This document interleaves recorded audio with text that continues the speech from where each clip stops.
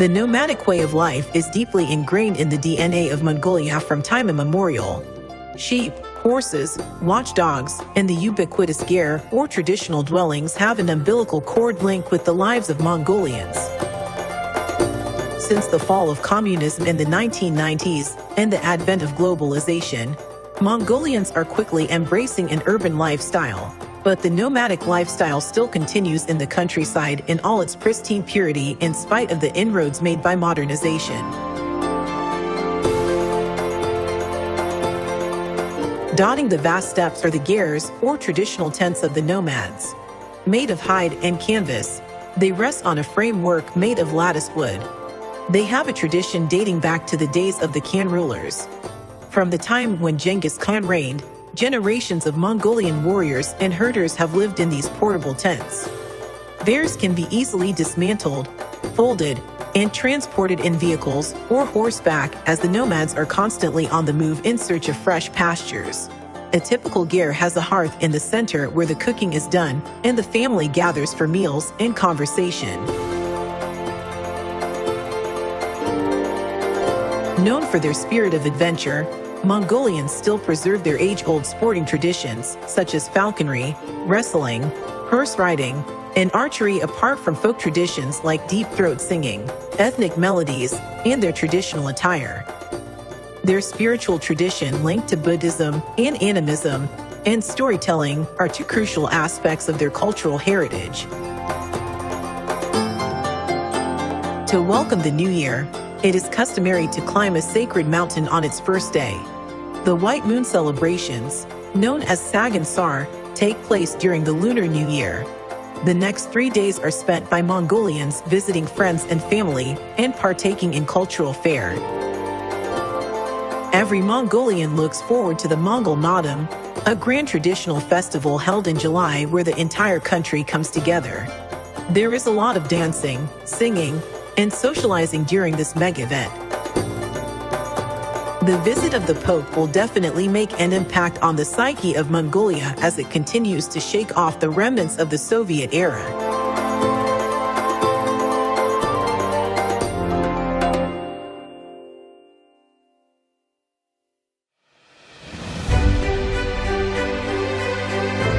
Pope Francis is making history by traveling to the former communist nation of Mongolia, where the church is still in its infancy, with hardly 1,300 Catholics in the Buddhist majority nation. The visit of the Pope has immense significance for the fledgling faith community, as well as for the country where the ghost of the Soviet Union still looms large in all spheres of public life.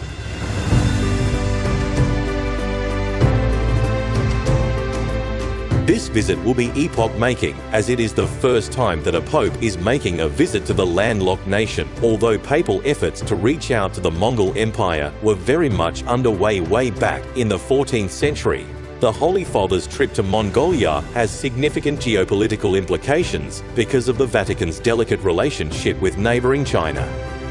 Outer Mongolia, or what is today Mongolia, was a province of China until it declared independence in 1921 with Soviet support.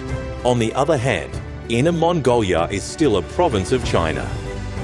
A lengthy border with China and close ties with the Vatican mean that Mongolia can play a proactive role in improving bilateral relations between Beijing and the Holy See. Claims of breaches of an agreement detailing the standards governing the selection of bishops have been at the root of the troubled relationship between the Vatican and Communist Beijing.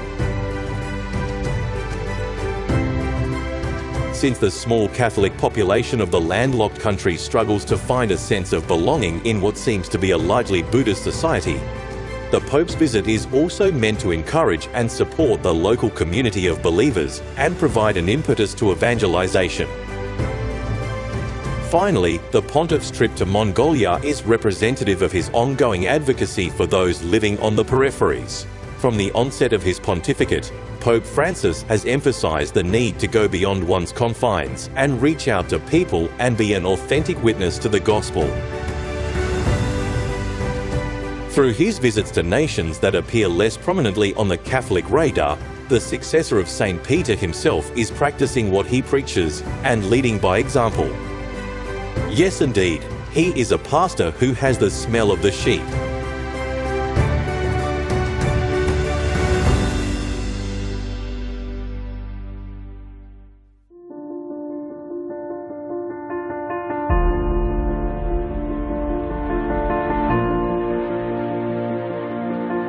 In Ulaanbaatar, Mongolia, the St. Peter and Paul Cathedral is a remarkable Roman Catholic masterpiece by Serbian architect Predrag Stupar.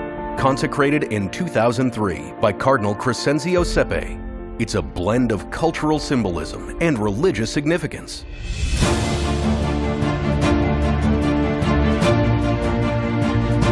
Its round design resembles a Mongolian gur tent, with 36 semicircular windows and a skylight added in 2005 by Brother Mark from Taizé community, depicting unique interpretations of the evangelists.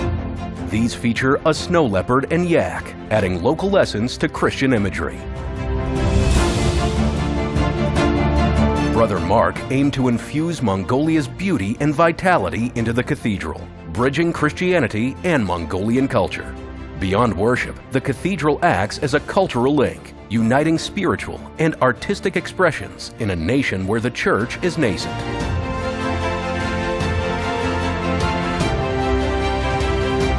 Watch the live broadcast of the Apostolic Journey to Mongolia on Shalom World, Hoping Together, August 31st to September 4th. Stay tuned.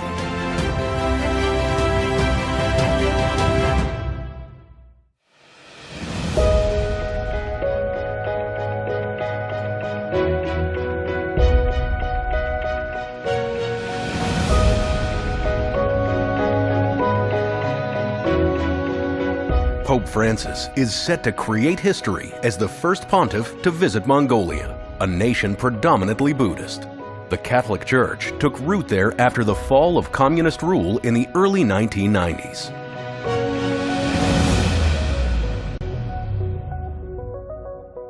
Catholic missionaries from the Congregation of the Immaculate Heart of Mary, or Shuat missionaries, began rebuilding the church after almost 7 decades of religious suppression. Despite gradual growth, the Catholic community expanded steadily.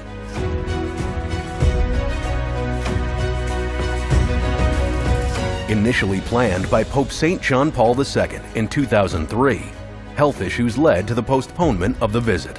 Nearly 20 years later, on August 24, 2022, Mongolia's government formally invited Pope Francis, who accepted. His 43rd Apostolic Journey, scheduled from August 31st to September 4th, 2023, stands as a momentous occasion that the nation's emerging church and believers will cherish for years.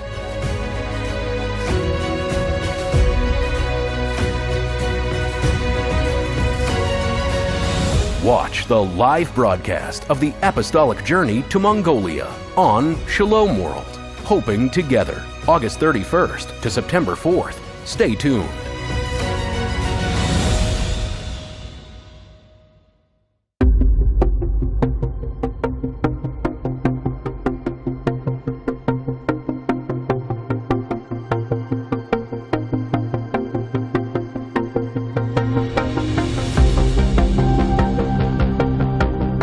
Pope Francis embarks on his 43rd Apostolic Journey, making his historic inaugural visit to Mongolia in East Asia, centered around the theme, Hoping Together. This theme resonates dually, representing both a pastoral mission and a diplomatic endeavor. Rooted in the Christian virtue of hope and united by the concept of togetherness, the journey symbolizes the collaborative relationship between the Holy See and Mongolia. The emblem of the Mongolian papal visit showcases the nation's outline in patriotic blue and red hues. It incorporates the traditional Mongolian gur, a dwelling releasing yellow smoke denoting the Vatican. Within this emblem, a cross and inscriptions in Mongolian script reiterate the motto of Hoping Together, encapsulating the essence of this significant occasion, fostering unity and strengthening spiritual and diplomatic ties.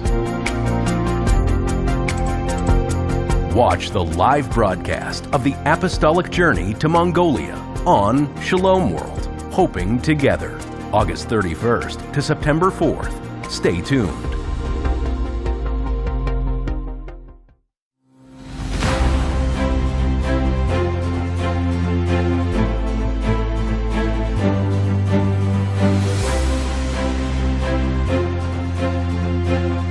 The church in Mongolia stands as the world's youngest, led by its youngest Sacred College of Cardinals member, Most Revered Giorgio Marengo.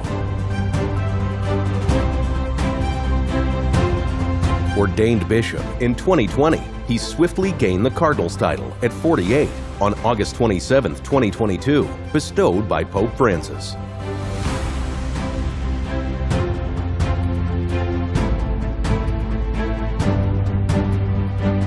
Hailing from Italy, Marengo was born on June 7, 1974.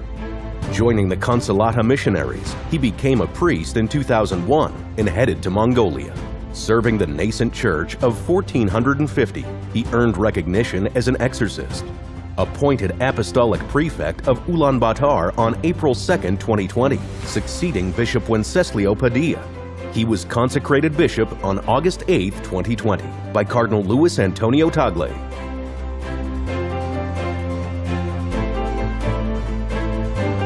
Notably, he promoted interfaith dialogue between Mongolian Catholics and Buddhists, enhancing his legacy.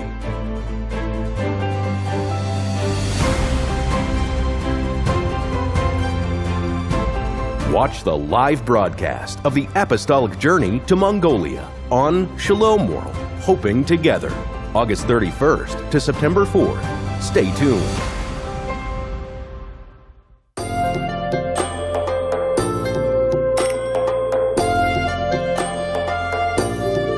The nomadic way of life is deeply ingrained in the DNA of Mongolia from time immemorial.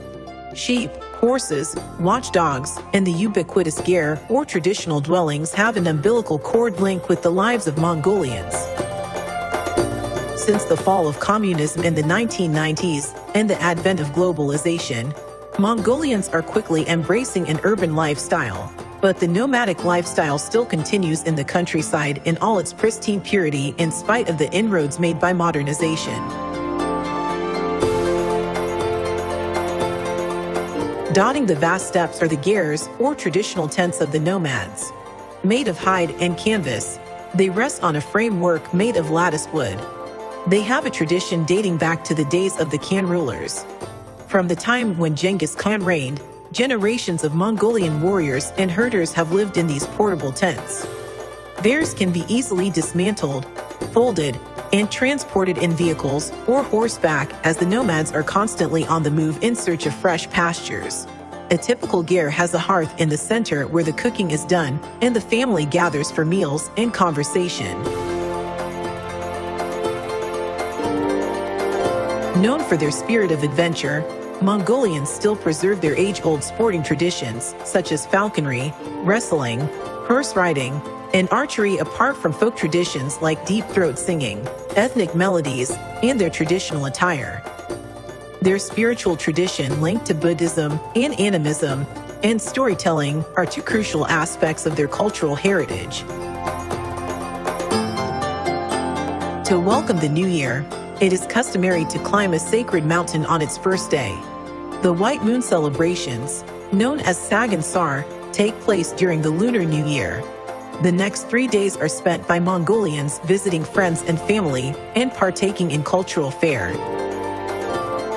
Every Mongolian looks forward to the Mongol Naadam, a grand traditional festival held in July where the entire country comes together. There is a lot of dancing, singing, and socializing during this mega event. The visit of the Pope will definitely make an impact on the psyche of Mongolia as it continues to shake off the remnants of the Soviet era.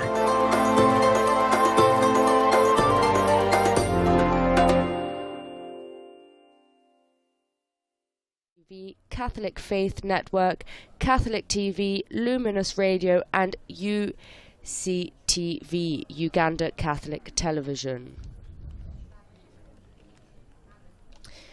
You might otherwise be tuning in through other local diocesan stations, picking up the broadcast or picking up our shortwave radio broadcast. And lastly, to all of you joining us through internet sites and digital platforms throughout the world, welcome to you all. My name is Francisca Merlo, and it is my privilege to be providing the English text and commentary for you today. For those of you following on television who can see images, the Holy Father is just arriving to the House of Mercy in Ulaanbaatar. As I mentioned, this is his final meeting of his 43rd apostolic journey. After this, he leaves. He goes back to Rome. There will be a departure ceremony at the Genghis Khan airport, from which he will then head back to Rome. A little bit about the House of Mercy, which the Holy Father is visiting. It is located in a disused school complex, which once belonged to the Sisters Hospitaliers of St. Paul of Chartres in the Bayangol district, which is in the central part of the city. The house, as it is now, came into being thanks to the initiative of the local church leaders and the prefect of Ulaanbaatar, Cardinal Giorgio Marengo, as well as thanks to the help of the National Directorate of the Pontifical Mission Societies of Australia, the Catholic Mission. The house is, it has been transformed into a temporary shelter for the poor and has been equipped with a medical clinic which meets and will meet, because it is yet to be inaugurated, the needs of the homeless and victims of domestic violence. We see two young boys dressed in traditional Mongolian dress, handing the Holy Father some flowers, a beautiful bouquet of flowers. And he, in exchange, gives them a rosary each, as he often does.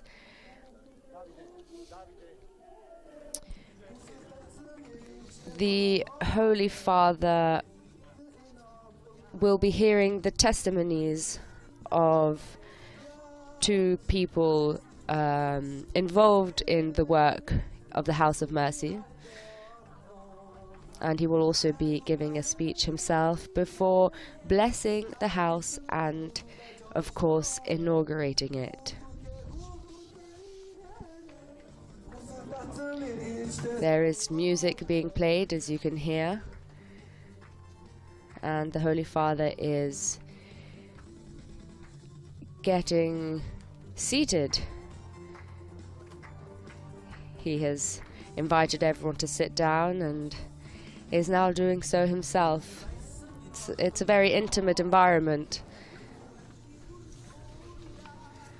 Not too many people. The Pope, of course, is smiling.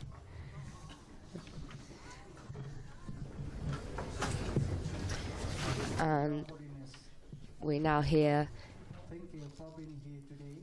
the speech of the director of the House of Mercy, who is Brother Andrew Tran Lefranc. The House of Mercy is committed to reach out to those who somehow feel at the margins of society. We have created a home where all are welcome. Our hope is to create a place of shelter for vulnerable people, especially women and children, so that they can gather in a loving environment and feel valued, safe, and at peace. The home also functions as a first aid center for the homeless. We try our best to support people in gaining access to what they need, be it regaining what is due to them or reconnecting with their families during hard times. We provide in need with free laundry and bathroom facilities, basic food supplies, and clothes if needed. Above all, we make sure that there is always someone to talk to, someone who just sits and listens graciously to whomever comes and knocks at the door. The original vision of His Eminent Cardinal Giorgio Marengo was to create a center where all church institutions serving in the areas of social justice and care for hope for wounded would come together and become a reality. In this way, it will become a common and enduring contribution of a particular church in Mongolia. We, at the House of Mercy, seek interconnectedness with all those who share the values of love and compassion and share social responsibility in the spirit solidarity, synodality. Echoing what Your Holiness has stated on several occasions, we would like to be on the side of those who do not have the right to speak or are not heard. The House of Mercy is a place of encouragement. Together, we hope to build a different world in the spirit of togetherness and mercy. We break down barriers through inter-religious, community-focused volunteer work. In this spirit, we cross the border of difference, reaching those who are often neglected. Holy Father, as your time with us in Mongolia draws to a close, we would like to thank you. We also look forward to continuing this journey of hoping together for a united and brighter future for the people of Mongolia. Thank you. That was the director of the House of Mercy, Brother Andrew Tran Lo Fong, who has just received a rosary from the Holy Father. And now we hear another first testimony. I am Sister Veronica Gil, a member of the Sisters of St. Paul's of Cyprus, and I currently serve at the St. Mary Clinic in Mongolia. I appreciate the opportunity to share stories of the St. Mary Clinic. For nearly 2 decades, the St. Mary Clinic has been providing free primary healthcare service to the impoverished in Mongolia, with support from Seoul St. Mary's Hospital in Korea. I have had the privilege of serving here for the past 8 years. According to the latest statistics from the Mongolia government, 2020, around 9,000 street people are unable to access medical benefits, and the poverty rate hovers at approximately 27%. Over the last 5 years, the St. Mary Clinic has treated an annual average of 10,000 to 12,000 patients. The St. Mary Clinic carries out 4 core tasks for these individuals. Firstly, we offer medical treatment and medication to those who cannot afford to visit regular hospitals due to the lack of identification and money.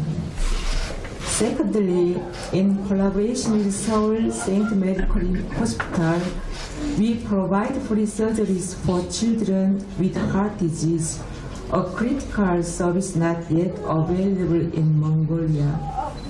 To date, we have successfully conducted around 27 surgeries. 70 surgeries. And the project, the Children with Heart Disease, is still ongoing. Moreover, we connect those seeking effective treatment with medical professionals and hospitals. Thirdly, we procure medication that are not readily accessible in Mongolia, and when necessary, offer support for surgery costs, essential items, and medical expenses.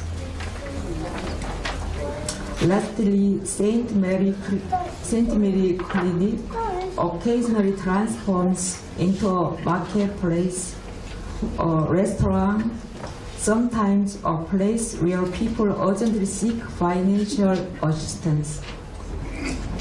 When I first started working at the clinic, building close relationships with an impoverished was not an easy task. There is a memory that still remains vivid in my mind. I was brewing warm coffee on the cold winter morning at 7 years ago. Through the gap in the door, I saw 3 street people trying to warm themselves. At that time, holding a warm coffee cup in my hands, I felt so sorry that I burst into tears. Since then, I have started providing tea and bread to those who come in the morning. And after my shoes were stolen, I began giving shoes to those in need. Through these 8 years, I have come to realize that I am, in fact, the one who is poorer than those we serve. Being with them, I gradually find solace, protected from the influence of the material world. While not everyone seeks daily brings me joy, this diverse experience has taught me to open my heart to God, knowing that I have a purpose for me even today. I sincerely hope that the work of the St. Mary Clinic brings joy to God and Holy Father and the poor people. Thank you for your attention.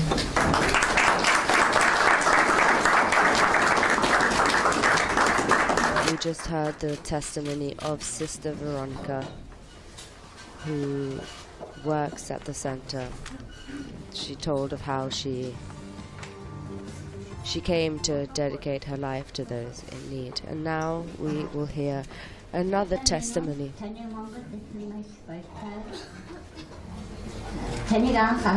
This testimony is of Lucia Otkon-Gorel, representative of Health Group. Good morning, my name is Naidan Suren Otkon-Gorel and I am the 7th of a family of 8. I am very happy to speak here on behalf of thousands of people with disabilities. I spent my childhood in the company of my parents. Although I was born with a disability, I grew up as a normal and happy child with the help of my dear parents and my brothers. In 2002, I received an invitation to join the Catholic Church. My first journey of faith began with the help of the Consolata missionaries. I am very grateful because thanks to them, I began this beautiful experience in Christian faith. 2 years after I approached the church, I reflected on my life before and how I live now, and I prayed. When I saw the cross, I saw Jesus with nails in his hands and feet. Why is a person nailed like that? As soon as I found the answers to this question within myself, I realized that Jesus had been nailed to the cross for me, for love, for my sins. And I felt that this is a cross I should bear and carry gladly. I understood that he was crucified for me. I was very moved, and I perceived that this is also my cross, and so I happily accepted my cross as a disabled person. This is why I say to many disabled, believing brothers and sisters that God gives everything. He gives an opportunity to every person, and depending on how you see and accept this opportunity, your life is filled with God's love. I am missing 2 arms and 2 legs, but I want to say that I am the luckiest person in the world because I made the decision to accept fully the love of God, the love of Jesus.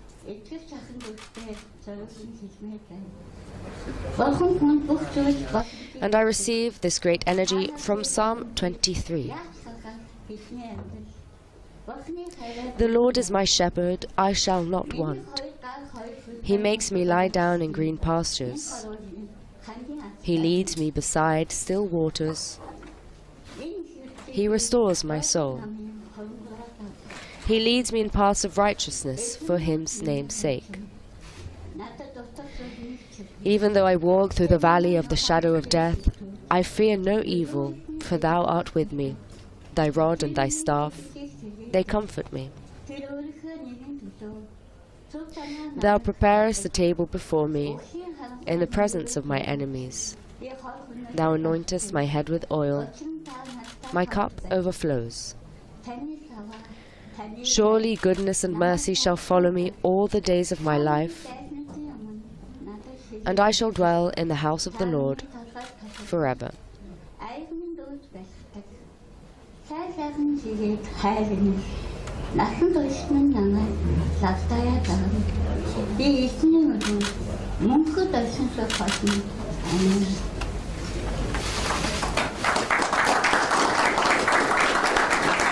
That was the testimony of Lucia Otkongerel, a representative of the House of Mercy, a person with disabilities, who is visibly moved and sits next to Sister Veronica, who was the other to give her testimony, who encourages and comforts her.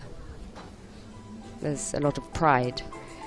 You can see that everyone is proud of each other. And now we hear music. Everyone is turning to face a group of young children who are holding up colorful cardboard cutouts of trees with fruit on them and flowers, and there is perhaps the youngest member of this group of young people who is dressed as an animal. We will listen to them as they sing.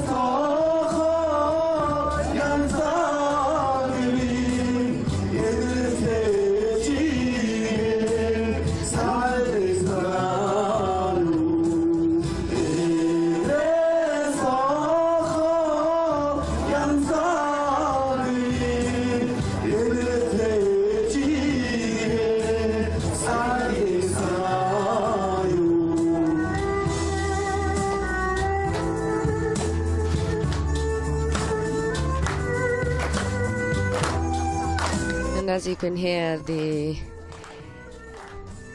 those attending the meeting are clapping along.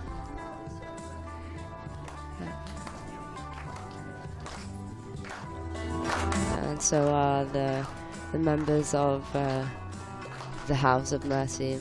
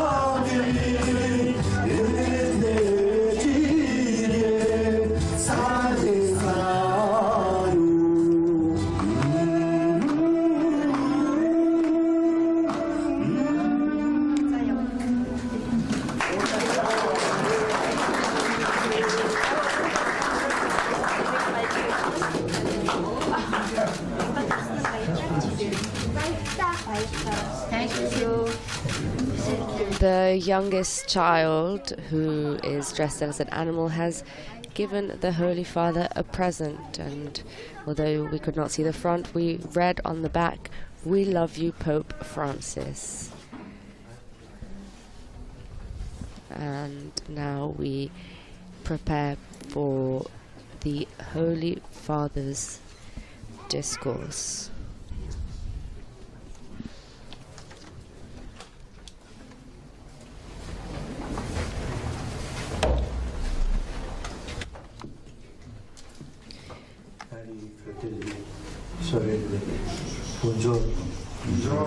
Dear brothers and sisters, good morning.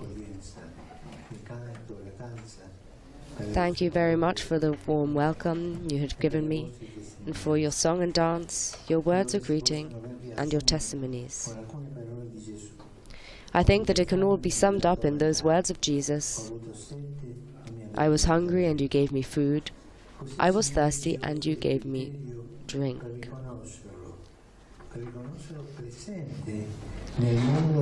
In those words, the Lord gives us the criterion for recognizing His presence in our world and the condition for entering into the supreme joy of His kingdom at the last judgment. From the very beginning, the Church took these words seriously, demonstrating in action that charity is a fundamental element of her identity.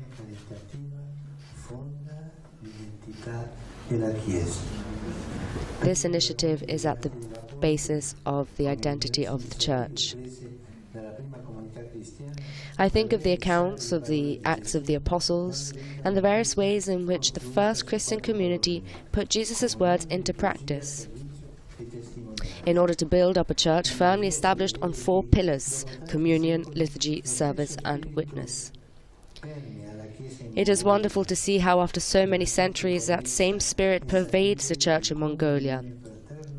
Though small in size, its life is marked by fraternal communion, prayer, selfless service to those in need, and witness to its faith.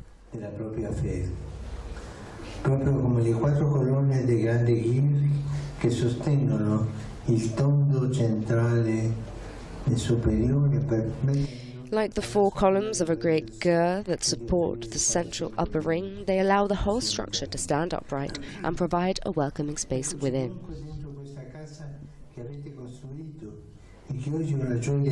So here we are together in this house that you have built, and that today I have the joy of blessing and inaugurating. It stands as a concrete example of that care for others that is the hallmark of the Christian community. For where we find welcome, hospitality, and openness to others, we breathe in the fragrance of Christ. Generous service to our neighbors, concern for their good health, basic needs, education, and culture has distinguished this vibrant portion of the people of God from its inception. Negli anni 90 hanno sentito subito l'appello alla carità. From the time of their arrival in Ulaanbaatar in the 1990s, the first missionaries immediately sensed a summons to works of charity, which led them to care for abandoned children, our homeless brothers and sisters, the sick, the disabled, prisoners, and all those who, amid suffering, sought their care. Oggi vediamo come da quelle radici è cresciuto un tronco, sono spuntati. Today we see that from those roots a tree has grown, branches have spread out, and much fruit has appeared in the form of a variety of praiseworthy charitable initiatives. These in turn have developed into long-term projects, carried out mostly by the various missionary institutes present here, and much appreciated by the population and civil authorities. Indeed, the Mongolian government itself had sought help from Catholic missionaries in confronting the numerous social emergencies of a country that, at that time, was in a delicate phase of political transition and marked by widespread poverty. Those projects continue to draw upon the dedication of missionaries from many countries who put their knowledge, experience, resources, and especially their love at the service of Mongolian society. To them and to all those who support these many good works, I express my appreciation and offer my heartfelt thanks. Della misericordia si propone come punto di riferimento per una molteplicità di interventi caritativi. This House of Mercy is meant to be the point of reference for a variety of charitable works, hands outstretched towards our brothers and sisters struggling to navigate life's problems.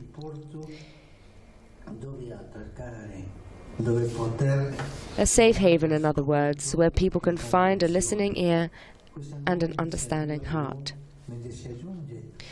While not unlike many other initiatives supported by various Catholic institutions, this new undertaking is also special, since here it is the particular church that carries out the work, coordinating the efforts of all the missionary groups, while preserving a clearly local identity as an authentic expression of the Apostolic Prefecture as a whole.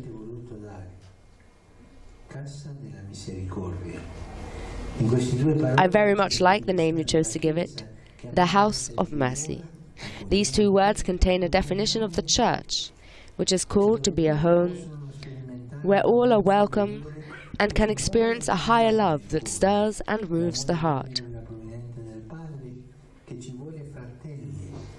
The tender and provident love of the Father who wants us to be brothers and sisters in His house.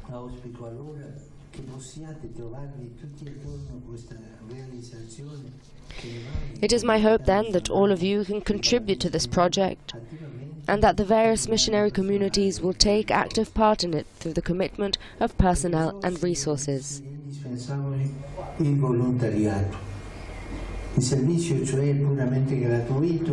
For this to happen, the contribution of volunteers is indispensable. A purely generous and selfless service that people freely choose to offer to those in need, not out of concern for financial remuneration or personal benefit, but out of pure love of their neighbor.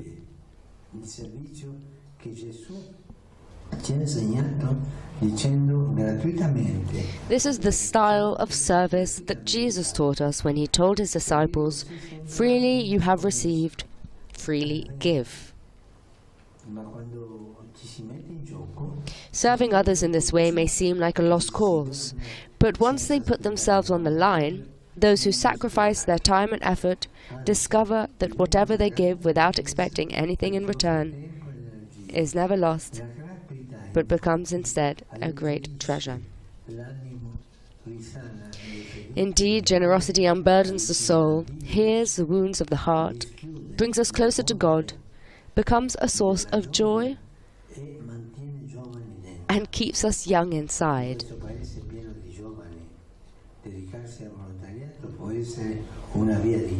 In this country so full of young people, volunteer work can be a decisive path towards personal and societal growth.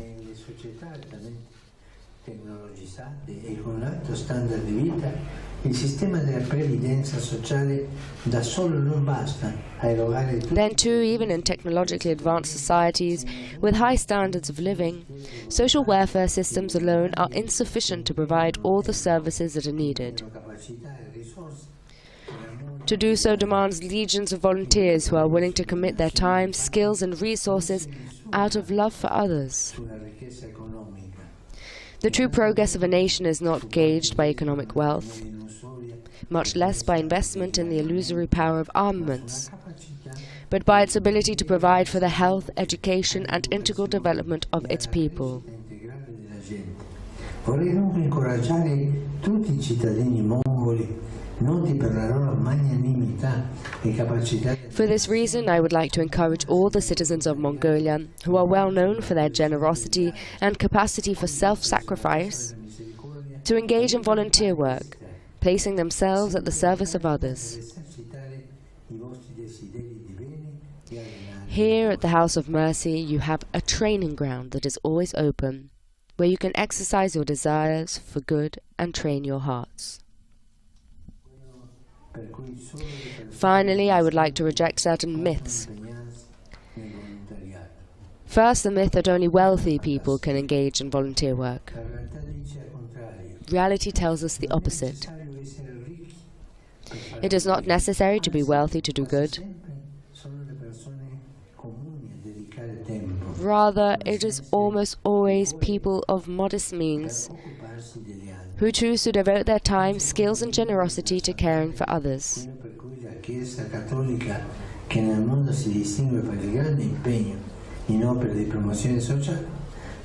Another myth needing to be dispelled is that the Catholic Church, distinguished throughout the world for its great commitment to works of social promotion, does all this to proselytize as if caring for others were a way of enticing people to join up. No.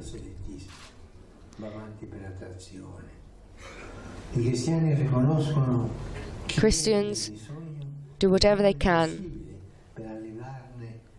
to alleviate the suffering of the needy. Because in the person of the poor they acknowledge Jesus, the Son of God, and in him the dignity of each person called to be a son or daughter of God. I would like to envision this house of mercy as a place where people of different creeds, and non-believers as well, can join efforts with local Catholics in order to offer compassionate assistance to our many brothers and sisters in one human family.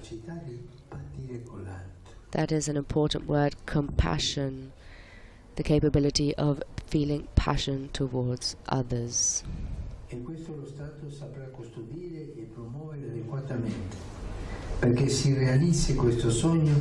That would be a splendid witness of fraternity, a fraternity that the state will rightly seek to protect and promote.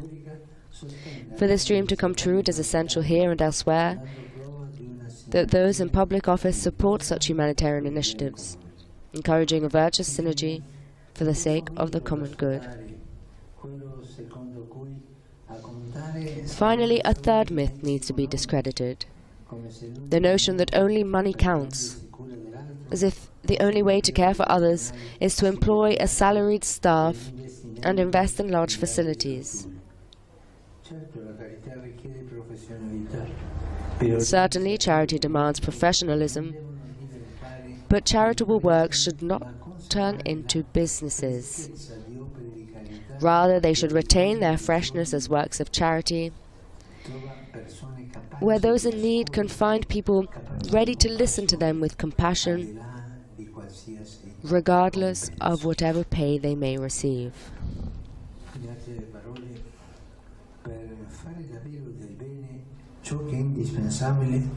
In a word, to truly do good, goodness of the heart is essential. A commitment to seeking what is best for others. Commitment for the sake of remuneration is not true love. Only love can overcome selfishness and keep this world going. In this regard, I would like to conclude with an anecdote from the life of Saint Teresa of Calcutta. A journalist, seeing her bent over the foul-smelling sores of a sick person, once told her, "What you do is beautiful, but personally, I wouldn't do it even for $1 million.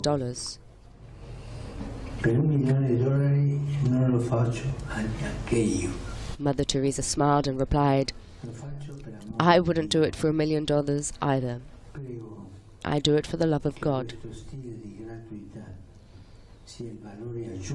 I pray that this kind of gratuitous love will be the value added of the House of Mercy.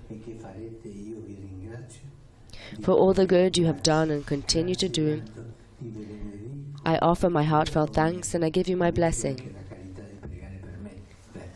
And I ask you please, in your charity, also to pray for me. Grazie, thank you.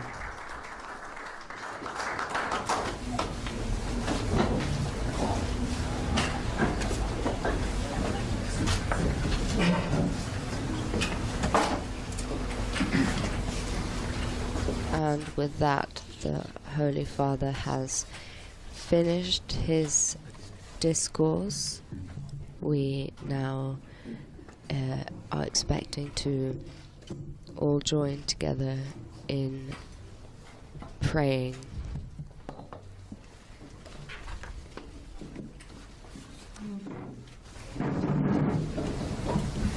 The Holy Father is standing up, and we pray.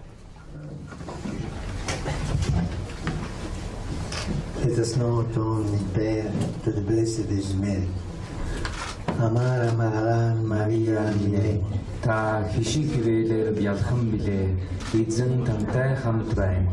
Таныг нэгтгэжүүлийн дундаа савилсан билээ. Таны хэвлийдэг бүр Есүсийг басавилсан билээ. Тэнгэр бурхны эх Мария гэгэминэ.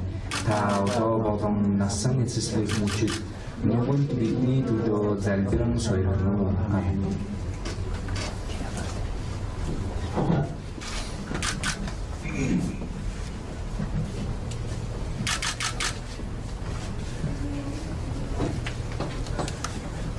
The Lord be with you. Blessed be the name of the Lord. Our help is in the name of the Lord. May Almighty God bless you, the Father, the Son, and the Holy Spirit.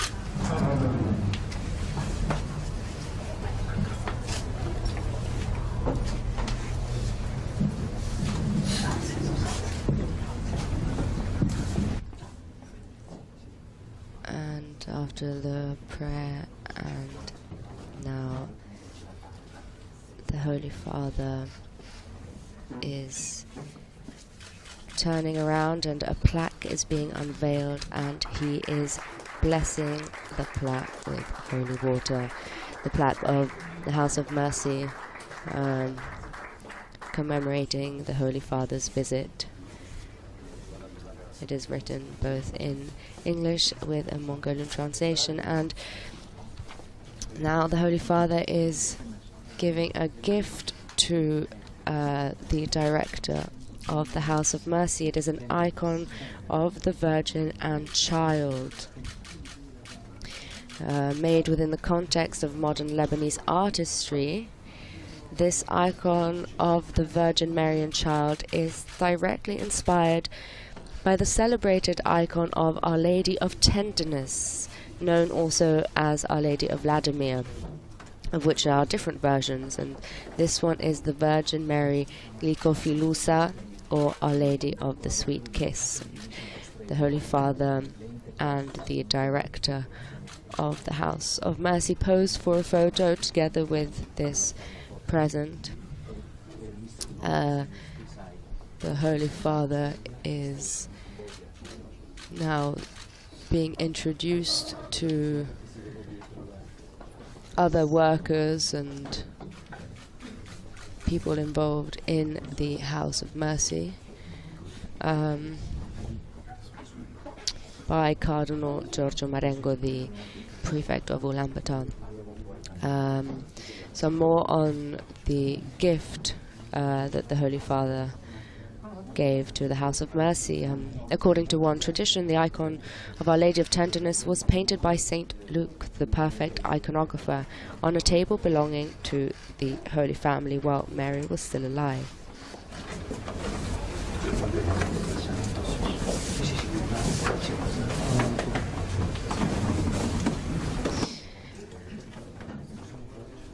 And with the Holy Father is leaving,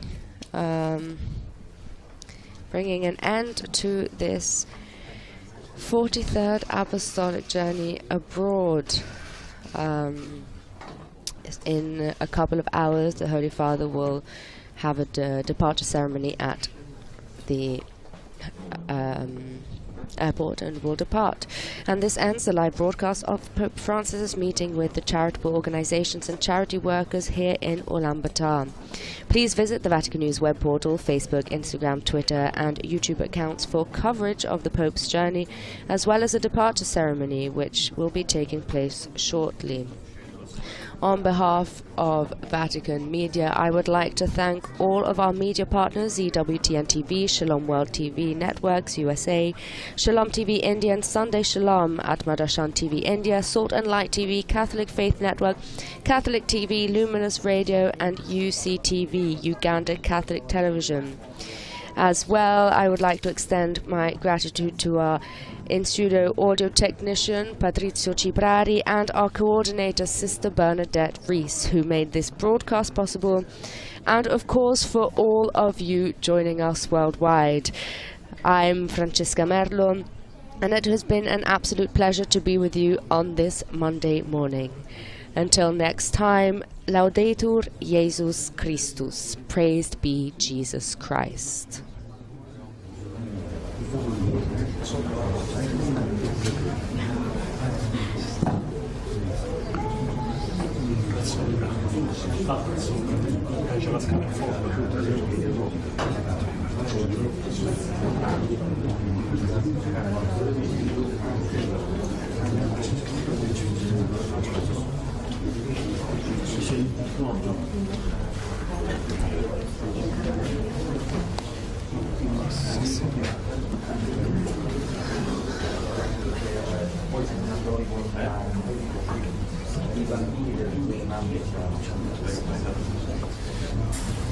Questa è la cucina, qui ci sarà la cucina.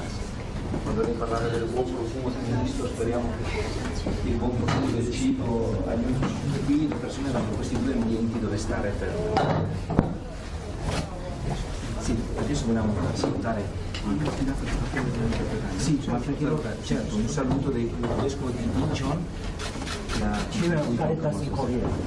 il capo della Caritas Corea che aiuta questo centro, e il vescovo ausiliario di Daejeon, il padre Kim, che è mancato a maggio. Lui è il vescovo ausiliario di Daejeon, e la loro diocesi ha fatto una donazione in memoria di padre Kim per questa casa della misericordia.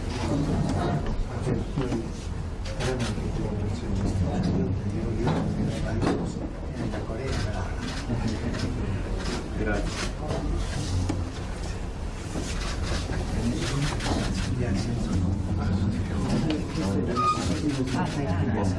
Delle pontefici opere missionarie.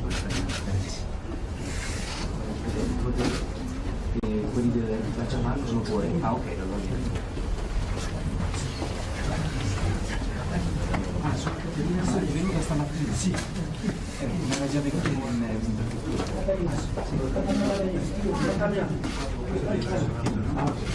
Ecco, qui è la foto di padre Kim, quel sacerdote coreano che è mancato a maggio, e lei, la signora, anche ha curato molto quei giorni difficili del la sua famiglia ha deciso di fare una fondazione per aiutare gli studenti mongoli a studiare all'università.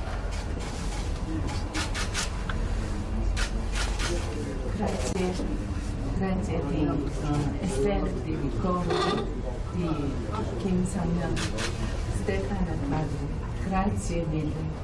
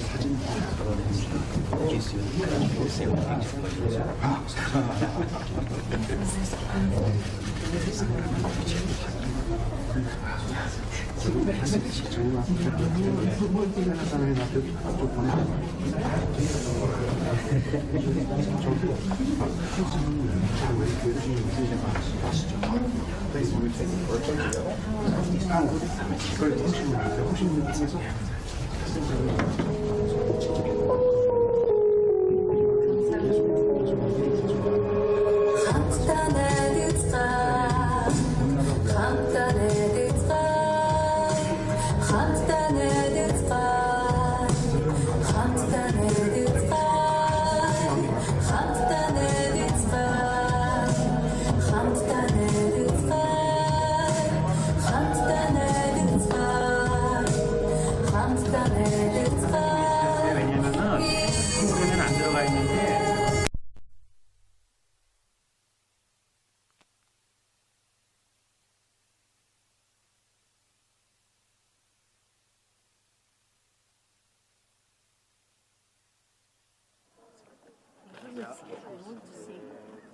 Thank you very much from whole Mongolia.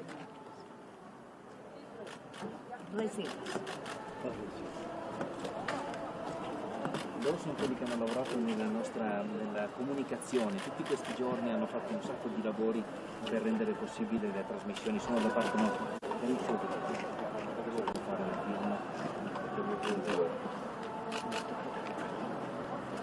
Lui è un nuovo operatore che abbiamo assunto per potenziare il settore della comunicazione. Ecco, lui ha anche un altro sempre della comunicazione, lui anche vorrebbe una firmetta.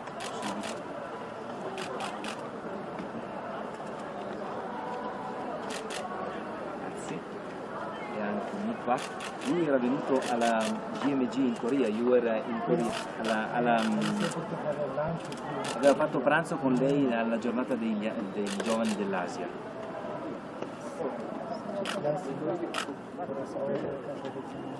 E lui lavora molto anche, è un avvocato, lui è lawyer, e lavora nel tribunale qui di Ulaanbaatar, una famiglia cattolica molto impegnata, molto bella.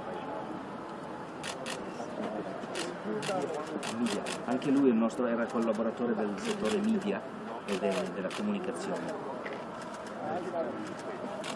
E Mr. Jan Felgentreu è stato per tantissimi anni il coordinatore dei Misereor in Mongolia.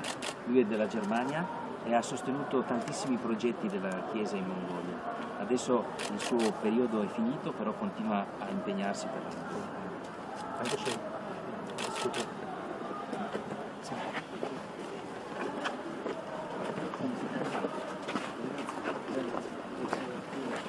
quel foglio, Florian aveva un foglio bianco in cui girava, voleva scrivere su un foglio di carta, se lo spiego e lo si spiega tutto, si chiamate Florian,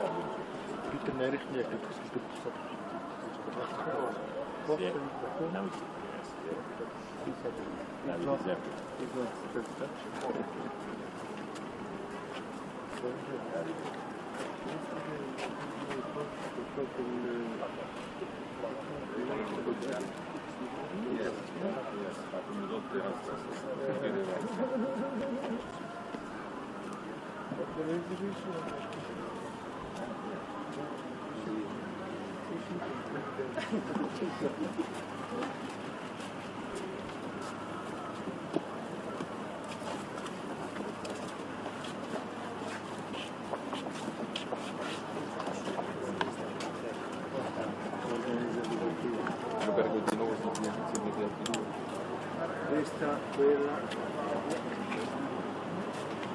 questo è sul servizio 1.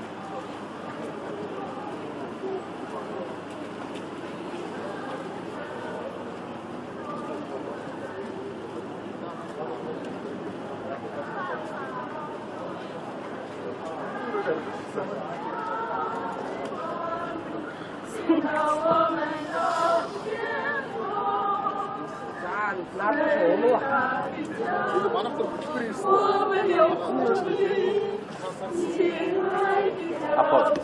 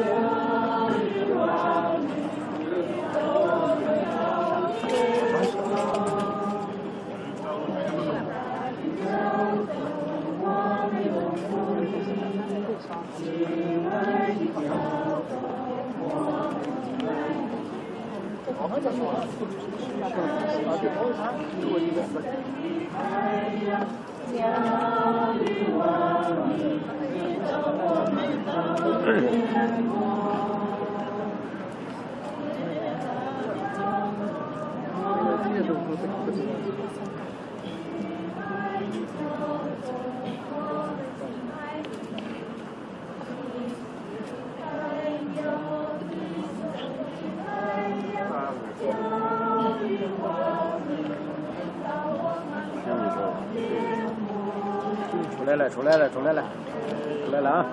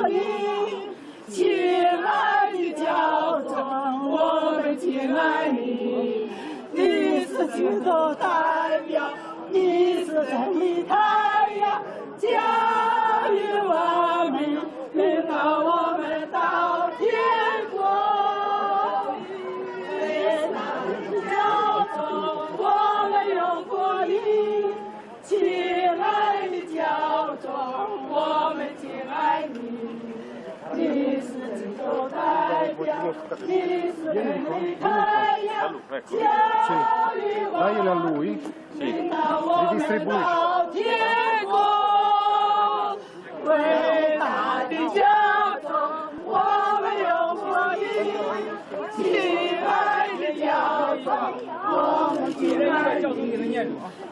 行了，可以了，收敛一下，每个人都有。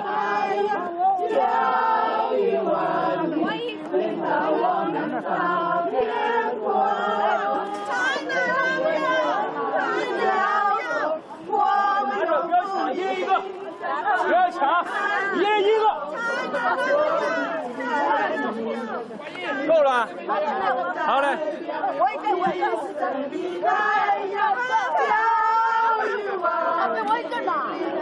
给你了吗？真的 love you，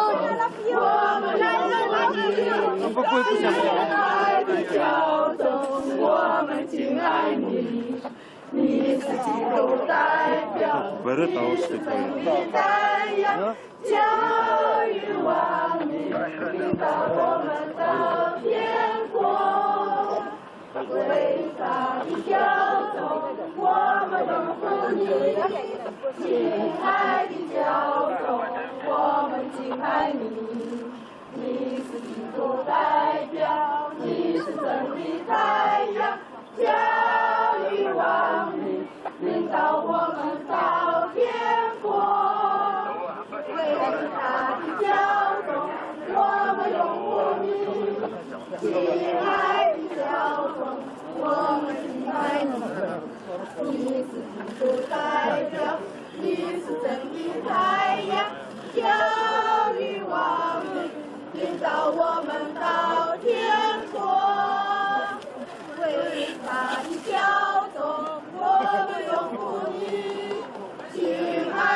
sì, sono quando sono. Sì, li stanno distribuendo piano piano, tutti quanti.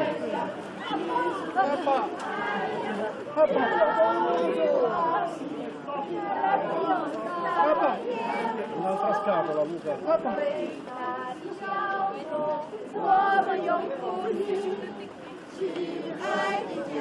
在的不那个区域那不就是我这不